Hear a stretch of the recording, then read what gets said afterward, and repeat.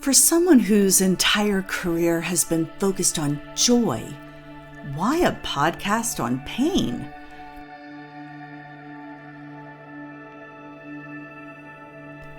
Because these stories need to be told. A good phoenix rising out of the ashes story reminds us all that not only can we survive, we can thrive. And when we emerge, we're different. That's the alchemy of pain.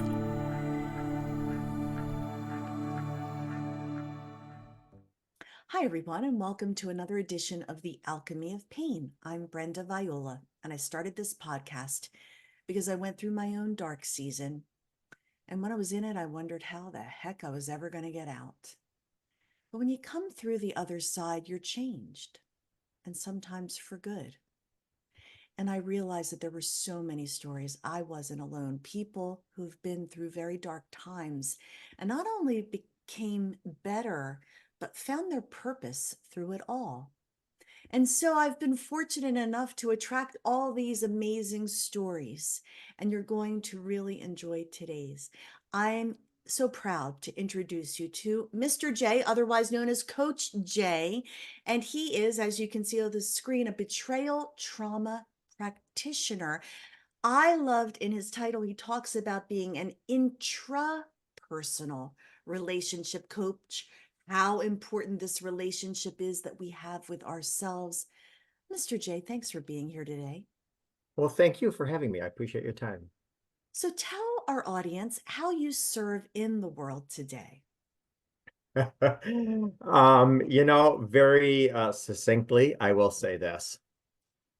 I never sought coaching to be a practitioner. I have a theater background, and then I taught school. I was a special ed teacher, special education instructor for many, many years. Coaching kind of found me. One of the things that I thought about one day was, I kind of been through a lot. And it would be a tragedy for one day for me to be 6 feet under and not share the lessons of triumph that I learned from my pain. And it kind of sounded unfair to me and selfish if I were to take that 6 feet under. And so that opened up the door for, okay, how can I spread this word, help others? And we're so glad that you do and that you are. I was struck in your bio. I mean, you're a veteran, an inspirational speaker, an adoptive parent, but you say your childhood was anything but a success. And so often, I interviewed Simon Bailey last week, and he said, what you don't deal with will deal with you. And quite often, our childhood trauma is what comes back again and again if we do not deal with it. Would you mind sharing your own? You know, I there's an old saying, if you don't no, what is it? A lot of times you're in therapy because you're around those that refuse to go to therapy. And I growing up, we kind of marinated in trauma and abuse and betrayal. And I have a lot of stories about first of all, when I was 6, we had our house burned down. And when I mean burned down, I just don't mean there was a house fire. We went away for the weekend. And when we came back, we pulled into our driveway, and the only thing that was left was our chimney in our driveway. So heirlooms, clothes, toys, and I remember, I was 6 years old. I'm going on 50 in a few months. I can still hear my mother scream when we pulled into the driveway. Um, we, I transferred schools over 30 times before I even went to 6th grade. So that attachment I never started a class and ended with the same kids. And then we go into sexual abuse and all this stuff. So I can go on and on about the childhood stuff. And it was pretty. I'll tell you one quick story. Please I do. call it the black pair of pants. Growing up, we didn't really have money, and so if I got clothes. They were either from a friend or a family member that outgrew them. And when I started, I think it was sixth grade, I started out with one pair of black corduroy pants and that I got from somebody. And we couldn't afford a washer or a dryer. And so I had different shirts, and if I once I was done with my shirts, I would borrow shirts from my friends just to vary it up because I had one pair of black pants. Well, I remember one time I was in the lunch room and I was eating my hot dog and I love mustard, and mustard fell on my black corduroy pants. Well, I was frozen in fear because we didn't have a washer. What was I going to do? So got home and I found a black crayon, and so I colored in my mustard stain with my black crayon. And every few days, I would have to go over my pants again and do this. And try to maybe wash them out once in a while in the sink, when I could with dish liquid or something, just to because you warm or whatever.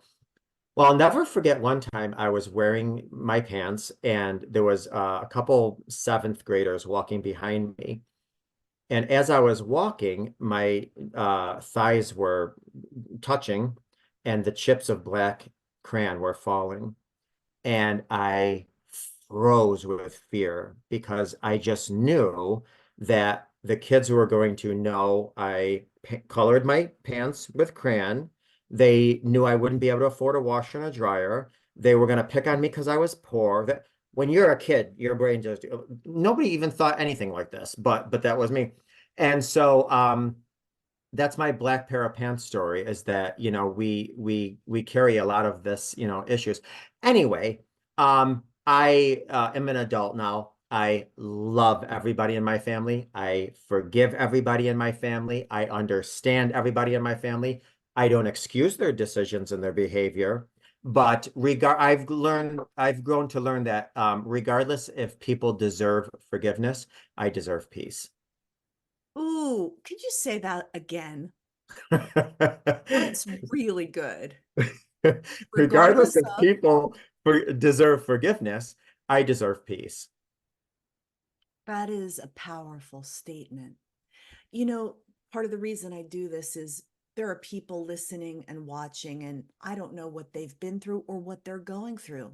Maybe it is abuse of some sort, maybe it is poverty. The whole goal is to shine a light. Here you are speaking with great wisdom. You're obviously well educated, but you were literally living on the streets. You quit school in sixth grade. How do you even do that? When you have no one looking after you, you can pretty much do what you want. So, how did you get from living on the streets to who you are today? How did you connect those dots? Well, since you don't have a 20 years to listen to my story, very quickly, I quit school in sixth grade, and I kind of lived on the streets under bridges, typical story. You One of said, wait, one I'm sorry. You know what, Mr. J, you said, and you've made peace with all of this, but we're hearing it for the first time and we're like, typical story, anything but. Oh wow. Look, can I tell you something that was Yeah, horrific then, but it's kind of humorous now? yeah. I was 14, homeless, and robbed at gunpoint twice. Now, that's scary, don't get me wrong, but you know what's humorous? What are you going to steal from a homeless person? Like, why? Like, come on, I had nothing to steal. Like, what? Put your gun away. I have nothing. I'm starving myself. What can I mean, come on, what do you want? So anyway, you know what? One of my stories is I'll never forget staying under the bridge and cars would go by ahead of me. And one of the things I would do to pass the time is create these stories in my mind. Ooh, that's probably a family that's just coming from Texas and they're on their way to Florida.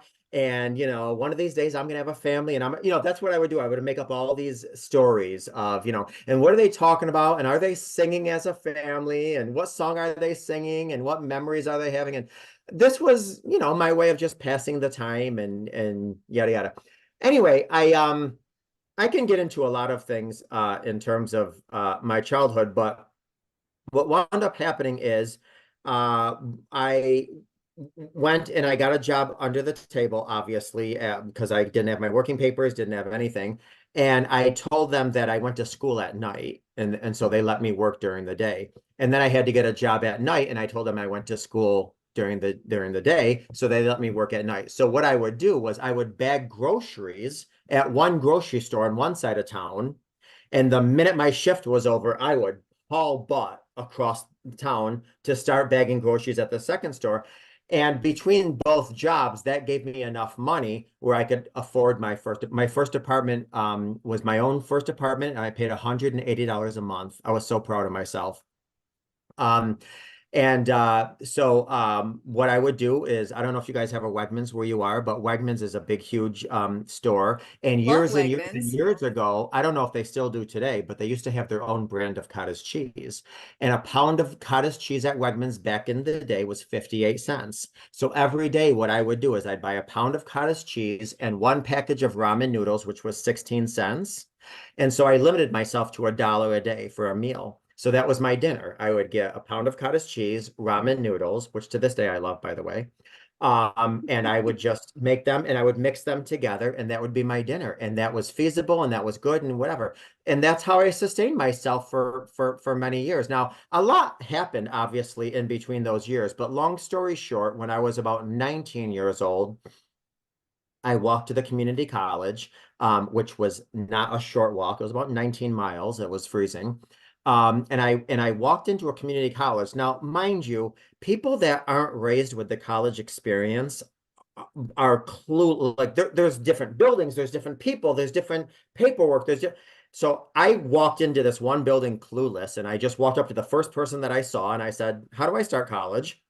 And they're like, "Who are you? Do you have an appointment? What's whatever." I was like, "No, I just want to start college." And they're like, "Well, you have to, here, fill out this paperwork." And it was such a big rigmarole. Anyways, I said, "Please, can I talk to somebody who makes the decisions to enter college?" And she called somebody who happened to be available, and I'll never forget her name. I'll tell you in a second. And so I walked into her office and I said, I don't know the first thing to do to enter college, but I want to go to college. And she was like, "Well, I'll tell you what. I need your high school transcripts. I need proof of residency. I need it." Whatever. And I said, "Well, I didn't go to high school." She said, "Okay, well, I could probably pull some strings if you give me a GED." So, "No, don't have one of those either." And she said, "Well, what have you been doing?" Sort of. Anyways, long story short, her name was Mary McMahon. And as I'm talking to her and she's putting approved on this paper, approved on this paper, approved, and I'm sitting here and my heart is like kind of sinking into my chair. And I said, "I listen, I wasn't legally emancipated, but I've been on my own." Because she said, "I need a letter from your parents." I said, "I don't even know where they are. I don't, um, I can't give you that. Can't give you high school chances. Can't give you this. I can't give you, can't give you a license. I can give you my word." And I know that means nothing to you because you have kids in front of you every single day that give you their word, and probably, many of them don't fulfill it. But I give you my word. If you pull any strings you can, I give you my word, Mary. I will prove to you that I'm college material in the first semester. And if not, I vow to you that I'll walk away quietly. And so she just kept stamping her papers, and I don't know, I guess I'm waiting for security to come and take me away. So she turns around in her chair and she's doing something, and she turns around and she hands me a piece of paper, and she says, "One semester, and if not, you and I never met." I went on to graduate with high honors. Then I went on to my bachelor's degree and graduated with high honors. And then I went on to my master's degree and graduated with honors. And her name was Mary McMahon, and I will never, ever forget what she did for me. I'm so glad you named her. She was an angel on your journey. But I have to say, the resilience of the human spirit, that you believed in you, where did that come from? Brenda, first of all, I don't probably don't have to tell you this. You never know how strong you are until being strong is your only option. And so Um, you discovered your strength through a series of hard times, but you knew inside that there was more for you. yeah, it's funny because I was raised in a family, and I say this cautiously. I was raised in a family that had deep held religious beliefs. Now, I can't say they were acted upon, but they were there. And so I always knew there was a higher power. I always knew there was a God. For me personally, there was a Jesus, a Lord. Um, and I've always had the no excuse mentality. As a matter of fact, when I was 19, and I'm skipping around a lot and I apologize, but I just want to say after my first semester of college, the registrar asked me, are you registered with Selective Service? And I'm 19-year-old boy. What does all that mean? I said, Selective Service, what is all that? And she was like, well, are you registered with Selective Service? We need to know if you're registered, as a young man, whatever. And I said, well, how do you do that? What do you mean? And she was like, well, I don't know, but call this number and see if you're registered with Selective Service. So I'm at the payphones. They were 10 cents at the time. I didn't have many dimes, so I'm hoping so anyways, I get transferred from one person to the next person to the next person. And next thing you know, I'm on the phone with an Army recruiter. And I said, how in the world did I get on the phone with an Army recruiter? I'm trying to go to college. I'm just, whatever. So he's like, why don't you come down? We'll talk. And I was like, oh, no, no, no, no. I know what these talks lead into, blah, blah. So next thing you know, I'm signing away 4 years of my life to the military. And I went into the Army and spent 4 years in the Army. It was the reserves, so I was able to come and finish my college graduate. Anyways, after 4 years of the Army, I loved the service so much I transferred into the Air Force and did another 4 years in the Air Force. Both branches, I got honorable discharges. Um, Very thankful for my military service. Yeah. Do you think you loved it so much because it offered so much structure, which is such a shift from what you grew up with?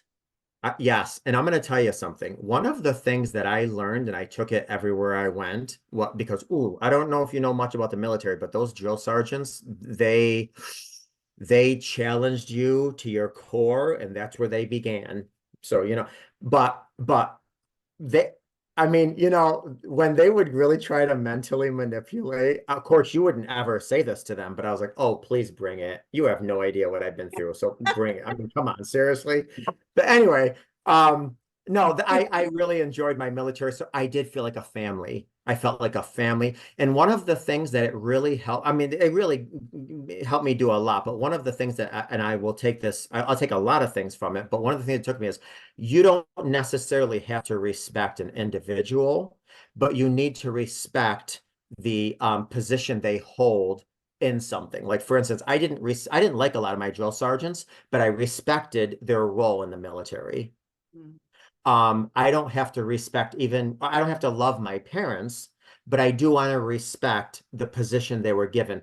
That doesn't mean that they didn't honor that position, and I can hold them accountable to that, but I Right. can still love and respect them for the position that they were in, and everyone else, from bosses to, you name it. And I've had to, cling to that a couple of times in life.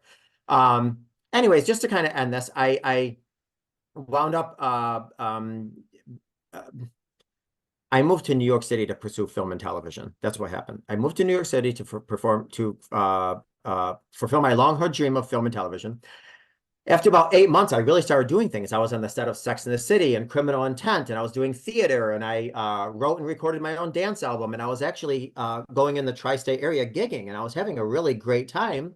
Can I just tell you, I want to be your friend. You're somebody I would have loved to have hung out with in New York City, and I want to dance to your album and I had maybe such a great dance. time. I Yeah. bet you did. But you know what? You look like you're having a great time now, too. I don't think you have a bad time. No, no, no, no. You know something? I love Dolly Parton. One of the things she says all the time is, listen, if you want to enjoy the rainbow, you got to endure the storm. And so, I walk through the storm smiling and dancing now. No, that's not to say that I don't have bad days. I mean, who doesn't? Sure. We're human.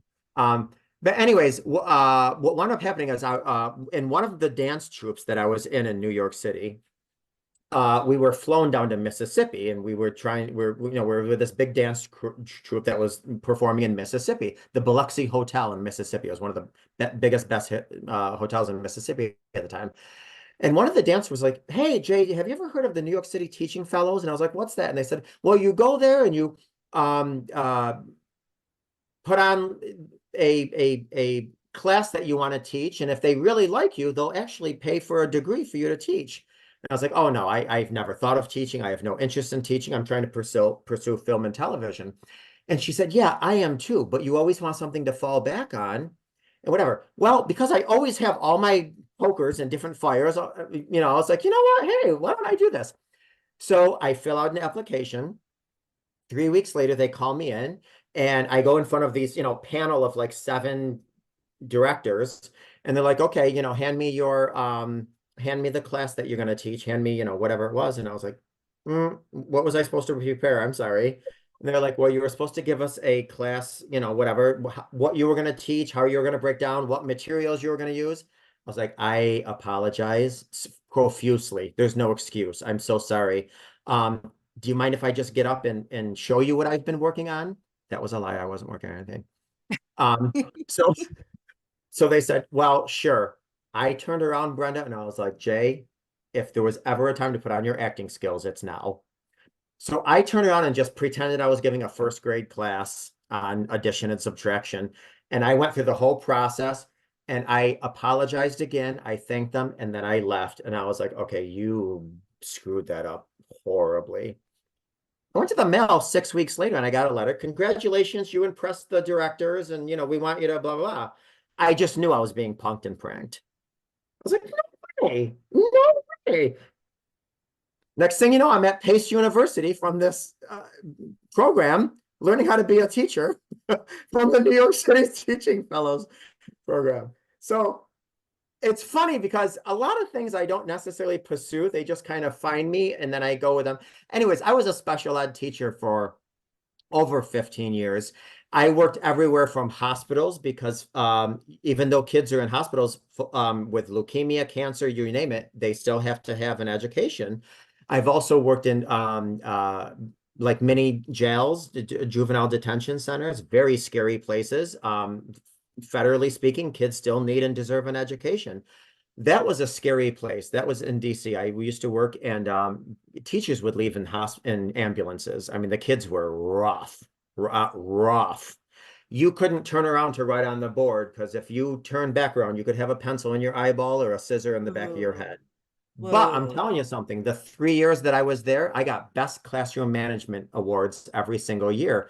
And that's I think one of the reasons, not because I'm this big intelligent person, but I think what I did was I brought a lot of my theater into my Totally. classroom.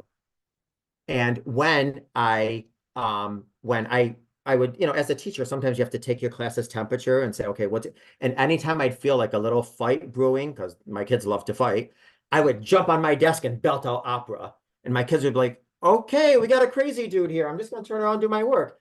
And you know what's funny, real quick, and then I'll shut up, I promise. I What's don't want you to shut interesting, up. I okay. love everything you're saying. Go for it. But you know what's interesting now?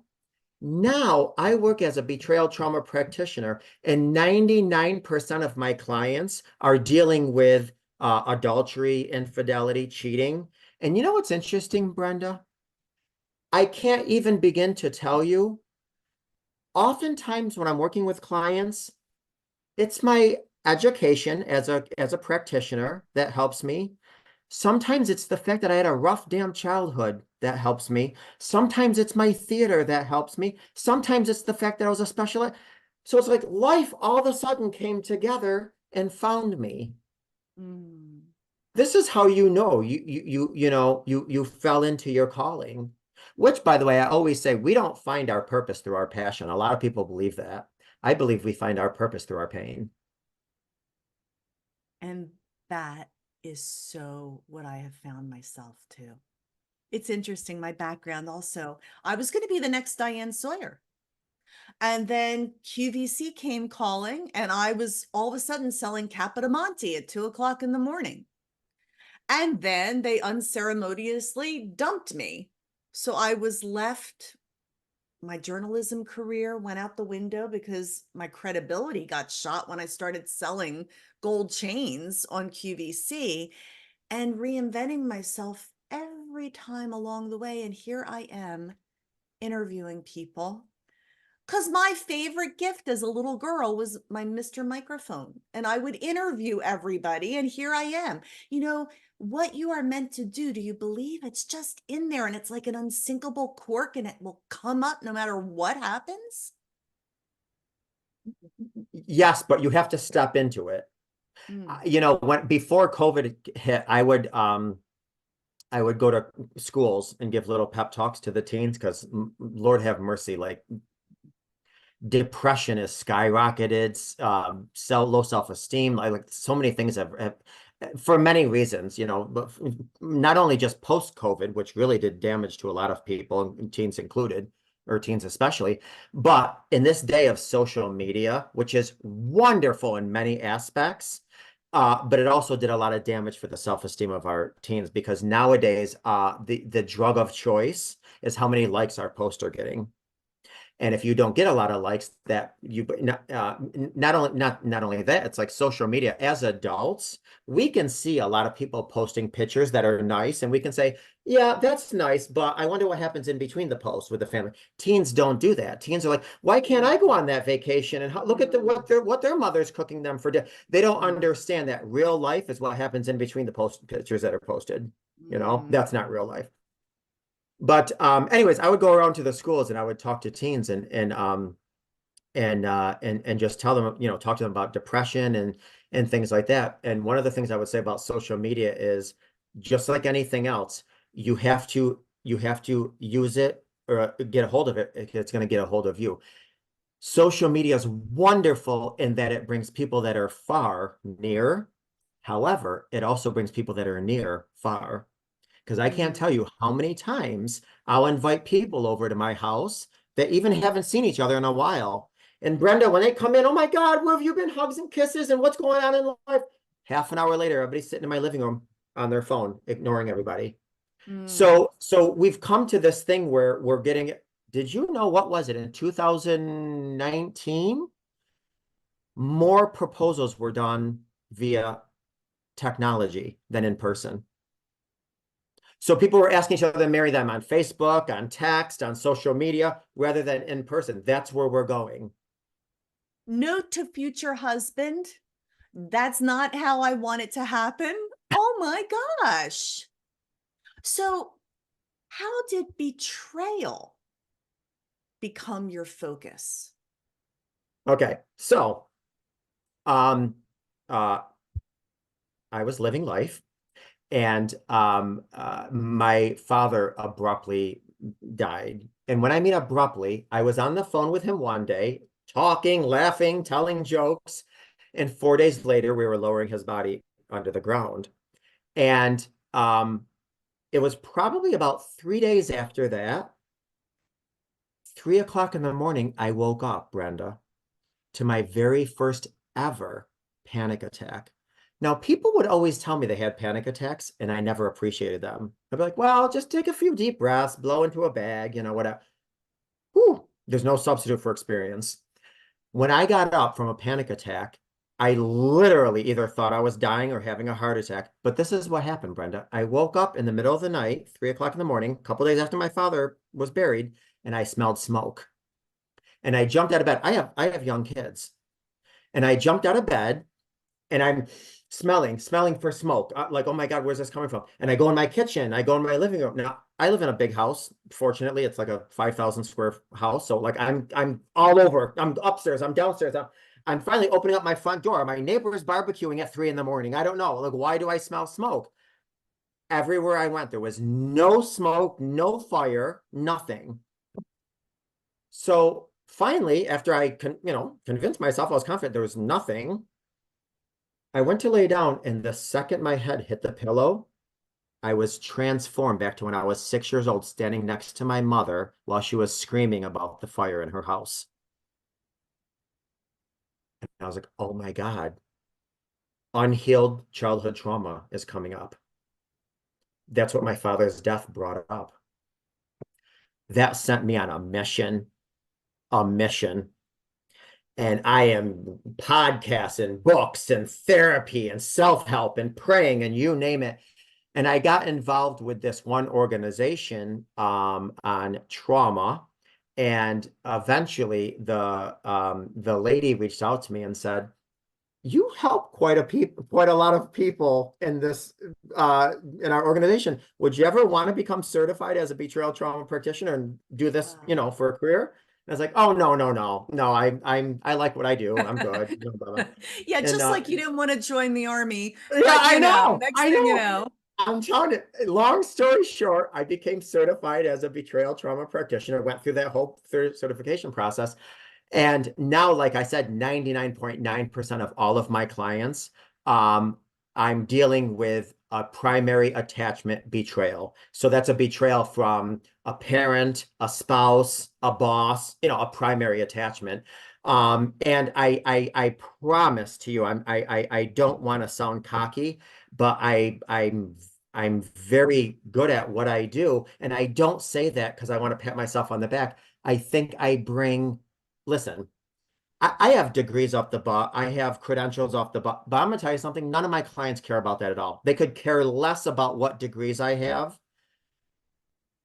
The best education I have, Brenda, is a PhD from the School of Hard Knocks. And that's what people want to feel.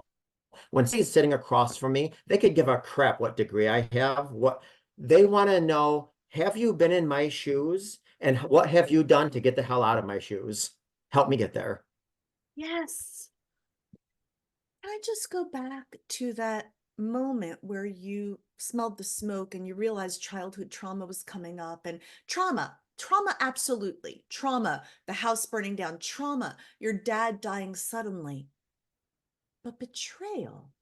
See, when I think betrayal, I think someone cheated on me or someone lied to me. But is it taking it too far to say that you felt like God or life betrayed you by ripping your dad away from you or allowing your house to burn down? Um, uh, I don't know if I ever pinpointed or pointed a finger or whatever, but certainly as a child, when you live in a very abusive and you marinate in dysfunction and toxicity, you do feel completely betrayed from society. When my classmates when I was younger would talk about how their fathers would throw the ball with them on the weekend, I would always think, what does that feel like? Or I mean, or their mothers would bake cookies or something when they go. I mean, if I can't tell you a time I ever came home from school and didn't see the police in our driveway, didn't fear getting molested by somebody, didn't like, my experiences weren't coming home to warm cookies and milk. And I'm not saying many people do that, but it's different. It's different when you marinate in trauma, when you marinate in it, because I don't want to get all too technical, but your amygdala never gets a chance to go into rest and digest. Yeah. And again, I don't want to get into all kinds of stuff, but what happens when your amygdala is in a constant state of being triggered is cortisol is pumped through your body at such a massive rate and stage, which is great in a way because it numbs the pain. But what happens is a lot of people don't realize cortisol over time, when it goes into your body, it starts eating away at that white and gray matter that's in between the two spheres of your brain. And your brain, the synaptics in your brain have to communicate. And what happens is people that have cortisol running through their body, well, one of the many, many, many things that happens is that you get a lot of people that you talk to that can tell you of an experience that's traumatizing, but no emotion attached, or an or a traumatizing or an emotion with no recollection. And another reason for that I can go into is because our hippocampus, which is usually formed around the ages of four-ish, could be a little before, could be a little after, the amygdala, when it gets when it gets triggered and it has to go into protection survival mode, it completely takes over so much room in your brain. It covers up the hippocampus, which is in charge of memory, which is why when you're talking to people that have a lot of trauma, there's lots of areas Yeah. in their life they can't remember. Yeah. They're like, well, wait a minute. Did that happen? That happened when I was 12. No, no, no, no. It couldn't have been when I was 12. I must have been 8. Hmm. No, it can't be when I'm 8. That must have been 6. No, maybe I was 10. It's like, because your hippocampus, you know, can't deal with all that, which is why I say when I'm talking to somebody who either stepped out of a relationship or somebody who's healing from doing somebody who was the one who made the decisions to step out, I say you have to realize something. You have to realize when somebody discovered they were betrayed by you, a primary attachment, what you're doing is you're going into their brain, which has a filing cabinet that says, okay, today I'm interviewing Mr. J. Tomorrow I'm doing this. Last week I met my father for brunch. 2 years ago I had my first child. The reason we have these memories is because it keeps us safe because we understand predictability. After this, I'm going to take my clothes off, get into a bath, and get into bed. We love predictability. It keeps us safe. Now, if you find out somebody betrays you, what somebody does is they take that filing cabinet out of your brain of all the memories you have. They walk up a very steep mountain and they turn that filing cabinet upside down. And then the wind comes and it blows all these files all over the place. So you're thinking, oh my God, where are these files going? What's going on with them? Whatever. Then eventually, when the dust settles and you try to put these files back in your brain, what happens is that you have no idea wait, did I eat lasagna last Thursday or was that, and you're trying to put your files back in and you have no idea where to put these files. A lot goes on. So anyways, what wound up happening was, and I always say, I didn't find certain things found me. I think because of my experiences, it just really helped me understand betrayal. And Hmm. now when I'm working with couples with betrayal, and I don't want to minimize anybody's betrayal. Lord have mercy. No, it's life-changing, life-shattering. But betrayal is betrayal, meaning that it hits the same core things. And Hmm. so now don't get me wrong, I've been betrayed in relationships before, so I do take that into my thing. But betrayal is so much more than what's at stake. I always say when I'm dealing with a betrayal with a couple, about 40% of what they're dealing with is the impact betrayal, meaning I can't believe what my spouse did to me, but 60% is you're hitting somebody at their core insecurities that were unhealed from before. Um, and then so many times, it's interesting because I'll be talking to a couple, and one of the ways you can hear somebody's core insecurity is just by sitting back listening. Because once in a while, and let me just say, let's just pretend I'm talking to a male-female couple, and let's just say the male's the one that stepped out. In the session, you might have the wife say, I can't believe you did this. Do you think I'm that worthless? Do you think I'm that worthless to you? And then the next couple, the woman will say, you did that to me. Do you think I'm that ugly? Do you think I'm, well, if you listen, it's like somebody has a core insecurity of being worthless. Somebody else has a core insecurity of being ugly. Now, don't get me wrong. Everybody can have a core insecurity of a lot of things, but just by them talking, they'll reveal what their core insecurities are, and then we can go in there and do the emotional surgery to fix the root of the issue, which can help set up the foundation to make progress with healing to where you are today. It's a lot. And if that relationship still unravels, you have dealt with your core issue so that you don't attract the same lesson. I often hear once the tool has done its work, you can put it away. And I, in my own life, had seen patterns of, wait a minute, this is same story, different players, different actors, The one common denominator is me. I must work on me. And that's the intrapersonal part, which is so important because you can't point the finger and say, he did me wrong, off with his head. That doesn't solve the problem because wherever you go, there you are. I have learned this. 100%. Yep. I say all the time,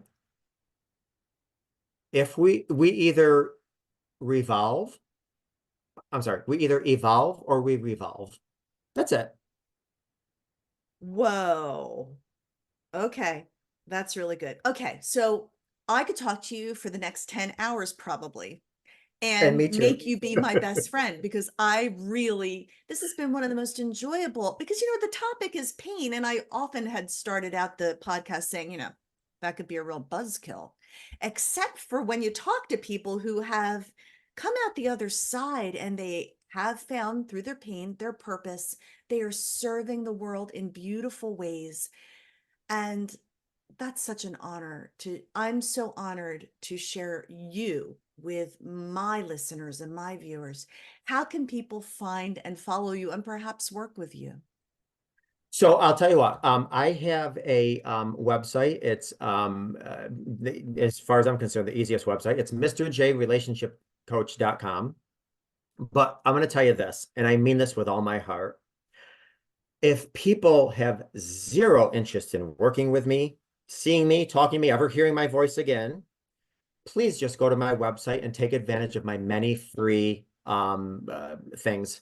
I every single day I post a little video on YouTube about anything from effective communication techniques in relationships to getting over betrayal to learning how to fall back in love with your spouse again after broken trust. I'm everywhere on social media, from TikTok to Instagram to you name it. You are um a TikTok phenom. I um love it. It's so and funny can I because I was tell you looking. something? Yeah, tell me. Okay. I was coaching, I'm practitionering, whatever. And one of my colleagues said, Jay, you got to get on TikTok. And I said, no, there's a bunch of 18-year-olds shaking their boobs. Who wants to get on? I ain't got time for that. They're like, no, no, no, no, no. There are 18-year-olds shaking their boobs, but there's also a professional side to TikTok. And I was like, no, no, no, no, no. And so finally, he eventually said, really? So I said, you know what? I said, okay, why not, if I'm going to share my information, why not just share my information on TikTok? Whoever wants to watch it, fine, blah, blah. And never in a million years, I promise you, never in a million years did I think it would go anywhere. And now I have over 20,000 followers. And I'm like, oh my gosh. So I'm telling you, I'm somebody that just loves to put the pokers in the fire and see what's going to catch on fire, and a lot of things don't catch on fire. But anyways, back to your question, mrjrelationshipcoach.com. And I want to say this, if people could just take away this, other people give us pain, but we give ourselves suffering. I understand you were bitten by a rattlesnake. I get that. And I understand you're going to hurt. And I understand you're going to be bruised. And I understand you might get a swelling in your hand. And I understand you might even have to get it chopped off. But if you pick that snake back up and continually put the fangs in your arm, it's not going to do you any good. You've already been given pain. Don't give yourself suffering. You can be beaten and bruised, but you don't have to be bitter. You can become better. You deserve it. Every single person, Brenda, and you know this, comes into this world as a gift. We need to find out what that present is and then share it with the world. That's why we're called here. Mm, Seems like you are. that's what you're doing. Thank you. That's a very kind thing to say. And yeah, I do feel like here I am 60 and finally living my purpose. Finally. And in that sweet spot of what I was born to do, it's so fulfilling. This conversation has been so fulfilling. There's just one other phrase I want to throw at you because you use it in your website. Broken crowns still color.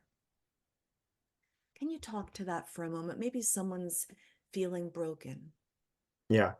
Actually, it's broken crayons still call it, still create beautiful masterpieces. Unless you did say that, and I heard dialect, I apologize.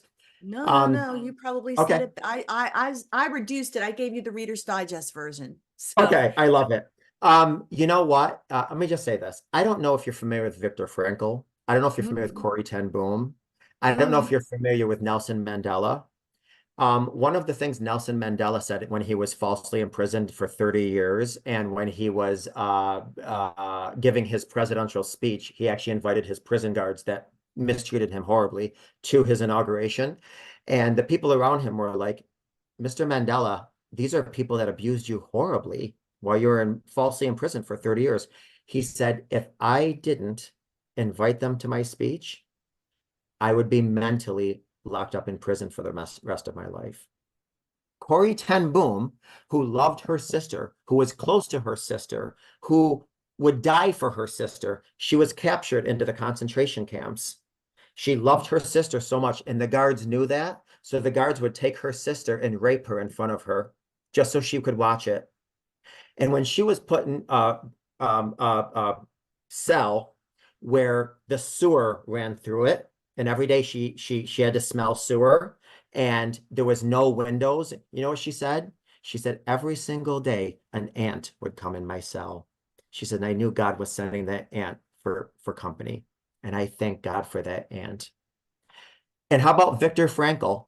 So I can go on and on and on and on and on. If Corrie Ten Boom can have appreciation for an aunt and then forgive the person who consistently raped her sister in front of her and then forgave everybody after she set herself free, what business do I have not forgiving those who hurt me? I'm sorry, that's just my thought. Not to mention, I said before, even if people don't deserve forgiveness, I deserve peace. I tell my clients all the time, if it costs you your peace, the price is too high. And the price of holding on to anger was too high for me. that's well said. I think the reason we don't let go is we think that's letting them get away with it. It also gives us a false sense of empowerment because anger is the bodyguard to sadness. And a lot of times we don't want to feel that sadness. So we release our bodyguard. What's our bodyguard? Anger.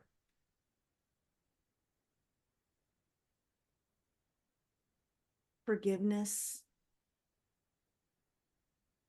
is really a key to healing. Now, can I tell you something? Please.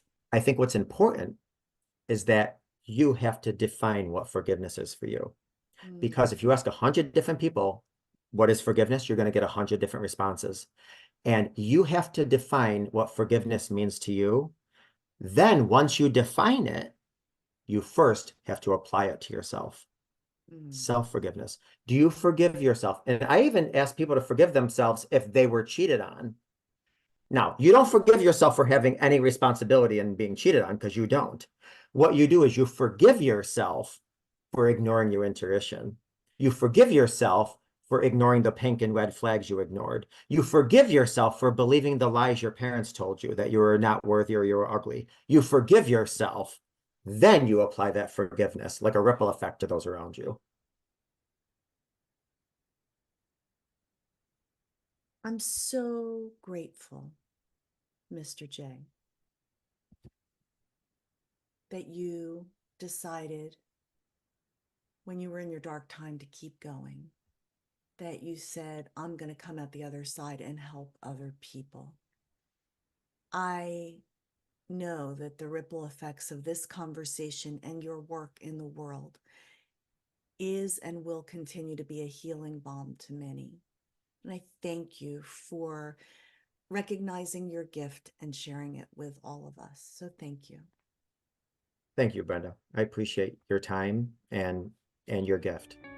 Thank you. And thank you for tuning into this really special edition of The Alchemy of Pain. As I always end each episode, if you are in that dark place, keep pressing against the chrysalis. Your wings are getting stronger so you can fly.